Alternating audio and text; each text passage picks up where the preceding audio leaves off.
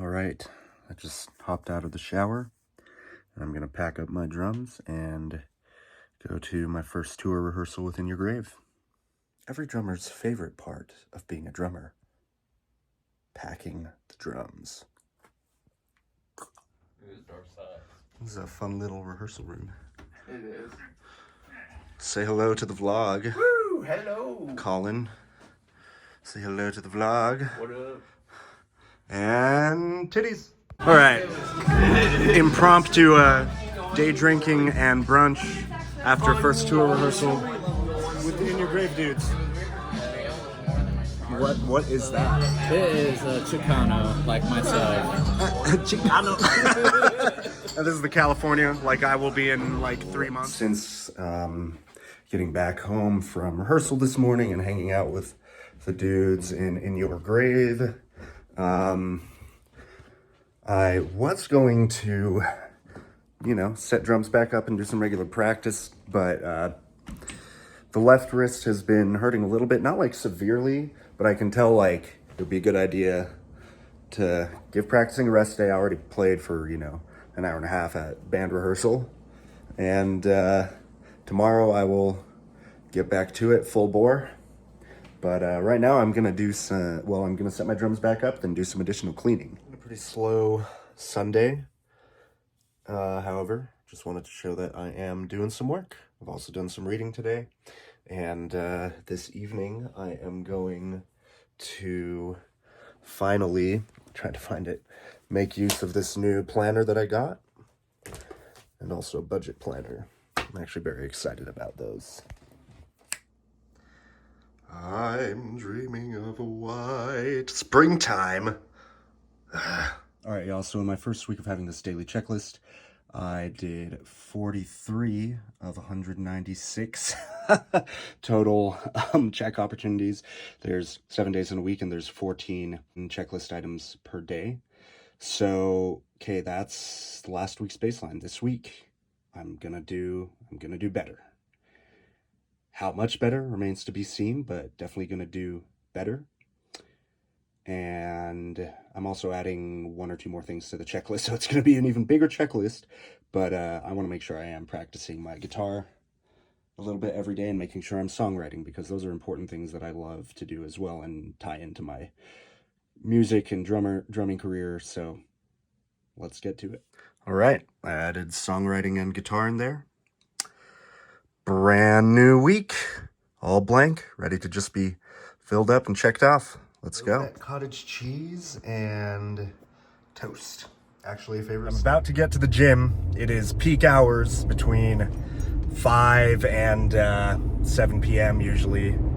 So despite that, I have committed to myself that I am going to be in and out in 2 hours or less, including my 30 minutes of walking, which means I'm gonna have to be really on top of strict timing with rest times and being assertive and asking people like, hey, how many sets do you have left on there? Do you mind if I work in? That kind of thing. Yep, let's do it. Got no time to waste. Got a lot of shit to get done this evening after I get back. I did do quite a bit of copywriting already this morning. And some other, I wrote a new workout program, or rather completed the one I had started writing, and we're starting a new training block today, so I'll have to show you guys that later. All right, so my workout on Monday was chest, or push actually, because it's chest, triceps, and a bit of shoulders. So here I'm repping the hundos. I'm getting close to feeling ready to move up to the 105s, but I'm wanting to make sure I'm consistently doing like 4 sets of 10 to 12 with the hundos before I move up to those. After that, paused dips. I can do dips with a plate and rep them out, but I found that when I've already gone pretty heavy on the pressing, it's better for me to just keep the dips lighter and better on my joints, and still gets a great stimulus to the muscle, especially if I had that pause. Then the upward cable flies, targeting the upper chest and the inner chest a bit, which is why we do flies with that contraction at the peak. As you can see, really feeling the pain, feeling the burn on these, especially because I'm doing it for generally high reps, like 12 to 15. Not my favorite, but very good for me, so doing it anyways. Overhead tricep extensions I like because they're one of the few exercises that really targets the long head of the tricep well, because that part is really only activated when it's pressing overhead. You can also do this with dumbbells or even a barbell. I like it best with the cable, so it keeps tension on the muscle throughout. And, you know, I already do several lifts with free weights like the dumbbell press and the dips with my body weight. So yeah, then the machine shoulder lateral raises, I do them with dumbbells on my other chest day, you know, just kind of switch up the stimulus just a little bit, but they're really insane muscles. And finished up with some abs. So these hanging leg lifts are actually one of the best abdominal exercises you can do, especially if you're doing it right like I am here, where you're controlling the swing of your legs downwards, so you're not swinging all over the fucking place. And that way you get actually a full stretch on the ab muscles, which full stretch under load is a huge part of hypertrophy and growing muscle tissue. So that's one of my biggest pieces of advice for doing ab workouts. Finish both lifting and cardio with more than 10 minutes to spare. Booyah! Toast with smashed avocado and salted, and chicken breast with garlic parmesan sauce, and I have green beans in the microwave. Oh, just finished the green beans in case any of y'all didn't believe me. All right, practice time, starting as always with the Tinder.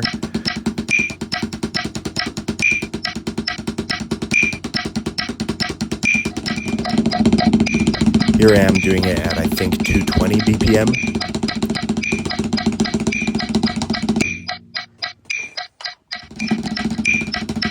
Then here I actually went back down to, I think, 210, so that I could get more reps in at a high speed that was still pushing it, but not pushing it so much, because at 220 I was definitely feeling my left hand getting quite tight.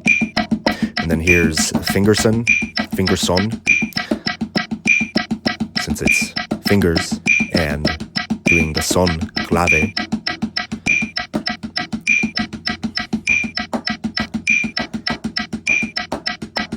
And with this one again, once I get to the threshold of being able to do it, the long format of the exercise at kind of my peak or my threshold, then I'll just shorten the exercise, cut it like in half, and go even faster. So it's kind of a hybrid endurance and speed exercise for the fingers, and I'm really working on getting this finger technique better to increase overall speed. Oh, and this is the accent exercise that I sometimes do, accents and taps.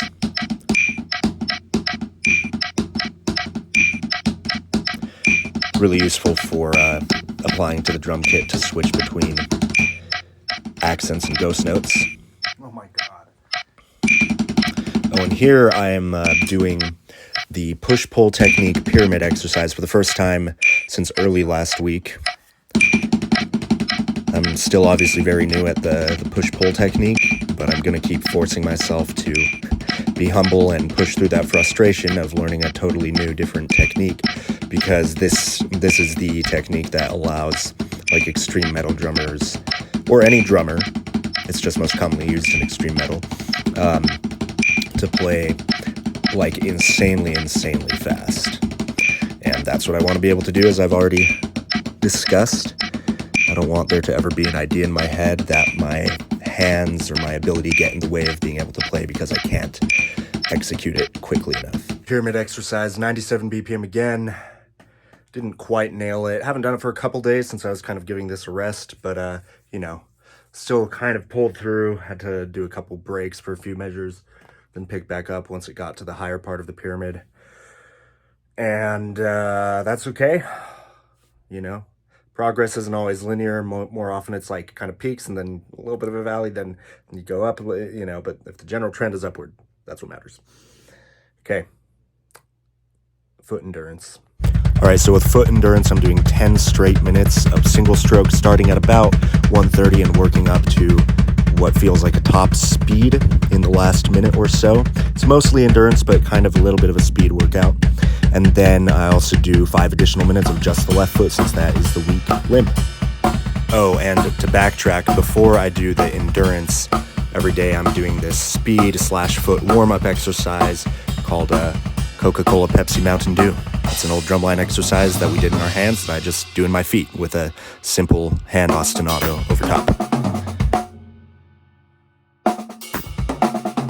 Okay, and here you can see I wrote a new chop, and I was just practicing for quite some time last night, a specific orchestration of it. It's actually a pretty challenging one, and it's also a 16-note chop, so the more notes you add to a chop or a sticking pattern, the more difficult it becomes to remember it. So, you know, I had to start just really slow and just worked it for like an hour, working it in first at really slow and then at slightly faster tempos, just repeating over and over, making mistakes a lot, as you can see from this, and also phrasing it as both 16th or 32nd notes, and also as 16th note triplets, which with this particular chop, since it's 16 notes, makes it kind of challenging, especially with where the accents are. The chop itself is right, left, left, right, left, kick,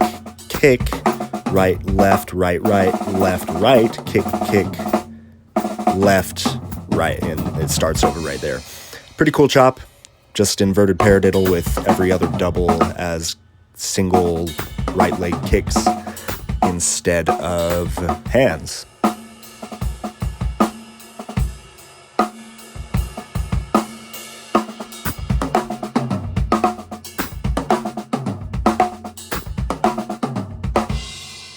Okay, so right there I got off time a little bit. I was practicing it as 16th note triplets in 4/4, which with this chop does make it sound kind of out of time, but if you master something like this, you should be able to keep yourself and even the band you're playing with, if they're good advanced musicians, in time and still make it feel good. So that's what I'm going to continue working on with this sort of chop.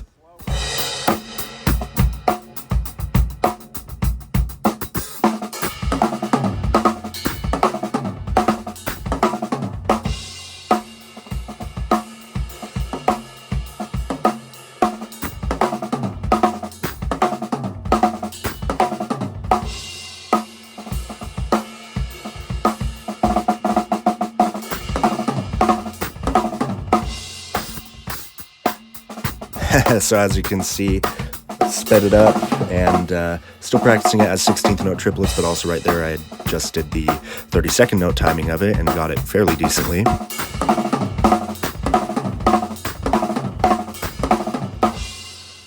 Oh, and just got it pretty damn well right there too, actually. But yeah, good practice session, you know, trying to get this particular chop and a bunch of other ones that I've got in the pipe, so to speak, to work on. And then start doing exercises where I put them together for longer periods of time so that I've got more of a chop vocabulary for when I'm doing longer improvised solos or just soloing in any kind of context. And, you know, trying to work on these more gospel chop style fills that I force myself to just use single kick, so I don't rely on the double kick as much, even though I'm about to go on tour with a metal band. You know, I'm trying to develop all those different skills so I'm as versatile of a drummer as possible. Anywho, I'll shut up.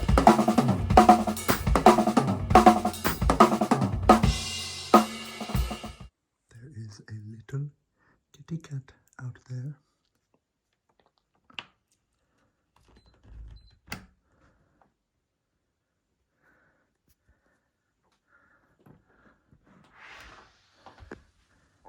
Hi.